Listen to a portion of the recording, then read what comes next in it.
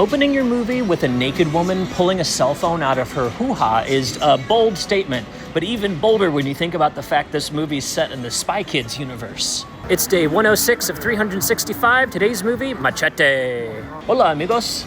Border Patrol doesn't want you to know that my Patreon gives you the freedom of not having to pick between a monthly movie discussion or daily movies. You get both and a whole lot more. Vamos over to Stub Movie Club, where we can jump deeper into movie discussions together. And remember, fuck ICE.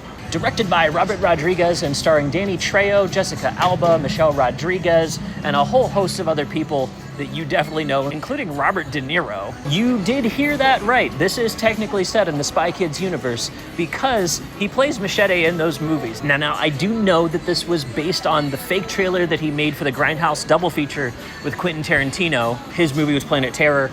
Tarantino did Death Proof. I'm honestly not sure what's more surprising, the fact that this got made from a fake trailer or the fact that it got a fucking sequel. Seeing this as a teen was an amazing mexploitation experience, something that I was too young to have witnessed in its heyday and probably will never see in theaters again. So this was like a really one-time experience for me to grab, and I'm so glad that I got it. But if we're being honest, I wasn't aware how political the movie was at age 19, so revisiting in 2025, I didn't realize how much Rodriguez had cooked here. It's pretty fucking wild. It's actually aged way better than you'd imagine, so let's slice our way into my 3 favorite things about Machete. The first thing that I love so much about Machete is his connection to the feminine. Now, this is a read you're not going to find anywhere else, and I go into it over on Letterboxd as well if you want to check that out and see my review. But starting from the place that Danny Trejo has long hair in this film, that's a very specific character trait, and it's not just willy-nilly. It's not done for no reason. It is to show that his character carries feminine traits with him.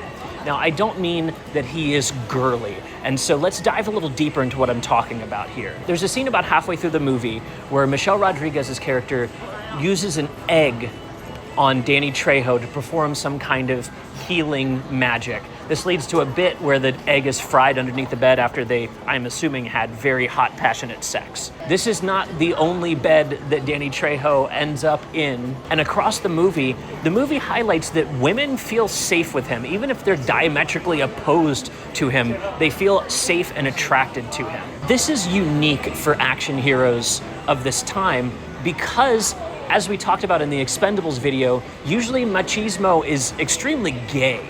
It's very homoerotic. And so in this instance, they wanted to make a hero that was very straight and masculine because he had conquered both aspects of himself. His masculine side and his feminine side are on display. He's a rebel. He goes against the grain, and he's trying to birth a new world by rebelling against the old one. He's kind of a warrior for some kind of dark feminine goddess. And his machete's there to cut the umbilical because birth is bloody and violent. That's why he exists in it. The movie's saying that both things are possible. The fact that it opens with him trying to save a girl who then stabs him shows that he's taken these lessons to heart.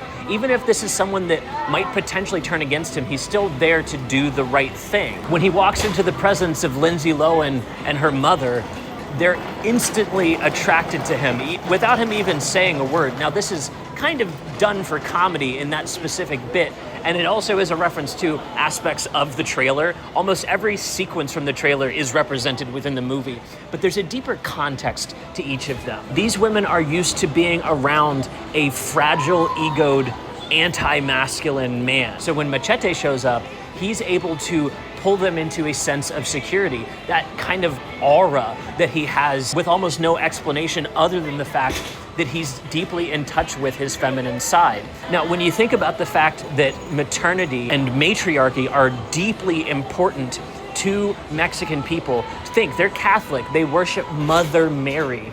These are intrinsic things to his character that the movie's trying to highlight without calling all the attention to them. It's not trying to browbeat you because it knows that it's a gory exploitation action movie, but it still has a huge thesis sitting underneath about why he is this way and what makes him so different than all the other men in the movie. I was floored when I pulled that out of my recent 2025 rewatch. Went totally over my head in 2010. The second thing that I love so much about Machete is his weapon of choice. Now, there's more behind it than it just being a killing machine weapon that's brutal. There's a lot of reads that can be pulled here, specifically that machetes are used to cut through the jungle. Now, there's no literal jungle for him to cut through in this movie, so instead it's the jungle of capitalism that he's cutting his way through. When he's in America, he's having to wade his way through monsters, essentially. And so the machete works in that way. But it's also a symbol of rebellion.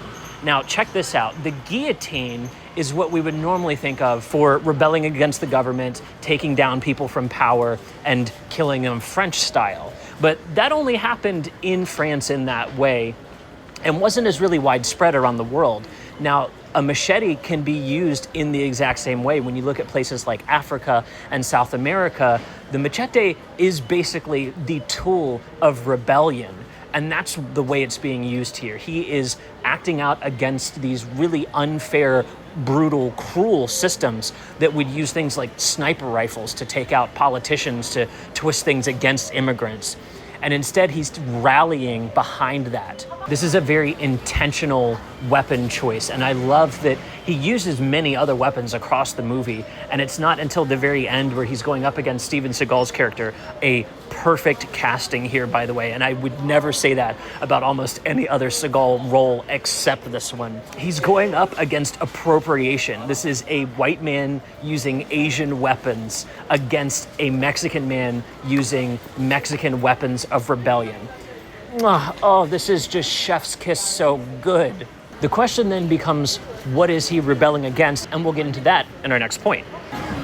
The third thing that I love so much about Machete, and going off of the last point, is the exploitation angle. Now, this is an exploitation film, much like the blaxploitation films of the 70s, but instead of that just being a stylistic choice, it's also part of the story. The exploitation of immigrants is key to understanding what they're talking about in this movie.